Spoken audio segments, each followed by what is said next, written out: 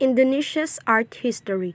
Indonesia has a long Bronze and Iron Ages, but the art form particularly flourished from the 8th century to the 10th century, both as standalone works of art and also incorporated into temples.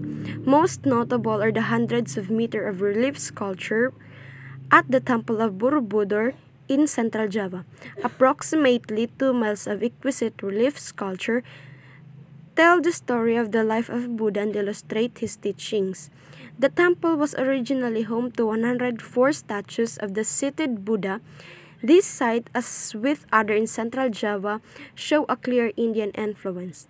Calligraphy, mostly based on the Quran, is often used as decoration as Islam forbids naturalistic depictions. Some foreign painters have also settled in Indonesia. Modern Indonesian painters use a wide variety of styles and themes. Balinese art's history. Balinese art is art of Hindu-Javanese origin that grew from the work of artisans of the Mahapanit kingdom, with the expansion to Bali in the late 13th century. From the 16th until the 20th centuries, the village of Kamasan Klongklong or East Bali was the center of classical Balinese art. During the first part of the 20th century, new varieties of Balinese art developed. Ubud and Butuan are known for their paintings, Mas for their wood carvings, Salok for gold and silver smiths, and Batabulan for their stone carvings. In the 1920s, with the arrival of many Western artists, Bali became an artist enclave, as Tahiti was for Paul Gauguin, for avant-garde artists such as Walter Spies, German, Rudolf Bonnet, Dutch, Adrian Genly Mayer, Belgian, Ari Smith, Dutch, and Donald Fred, Australian.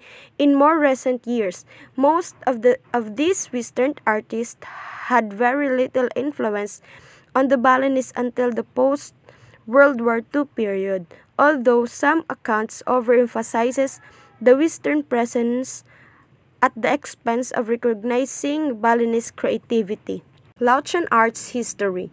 Lao Buddhist sculpture were created in a large variety of material including gold, silver, and most often bronze. Brick and mortar also was a medium used for colossal images. A famous of these is the image of Phaya Vat in 16th century in Vientiane. Wood is popular for small votive Buddhist images that are often left in caves.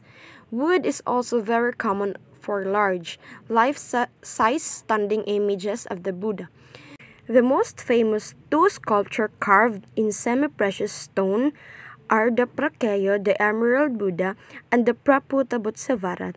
The Prakeyo, which is probably of Xiangxin or Changxin origin, is carved from a solid block of jade. It rested in Vientiane for 200 years before the Siamese carried it away as booty in the late 18th century. The Prabhutabhutsavarat, like the Prakeyo, is also enshrined in its own chapel at the Grand Palace in Bangkok. Before the Siamese seized in it the early century, this crystal image was the Palladium of the Lao Kingdom of Champasa. Thailand's art history. Thai arts and visual arts was traditionally and primarily Buddhist and royal art. Sculpture was almost exclusively of Buddha images, while painting was confined to illustration of books and decoration of buildings, primarily palaces and temples. Thai Buddha images from different periods have a number of distinctive styles. Contemporary Thai art often combines traditional Thai elements with modern techniques. Traditional Thai paintings showed subject in 2 dimensions without perspective. The size of each element in the picture reflected its degree of importance. The primary techniques of composition is that of apportioning areas. The main elements are isolated from each other by space transformers. This eliminated that intermediate ground which would otherwise imply perspective. Perspective was introduced only as a result of Western influence in the mid-19th century. The Sukhothai period began in the 14th century of the Sukhothai kingdom. Buddha images of the Sukhothai period are elegant with sinuous bodies and slender, oval faces. This style emphasized the spiritual aspect of the Buddha by omitting many small anatomical details. The effect was enhanced by the common practice of casting images in metal rather than carving them. This period saw the introduction of the walking Buddha pose.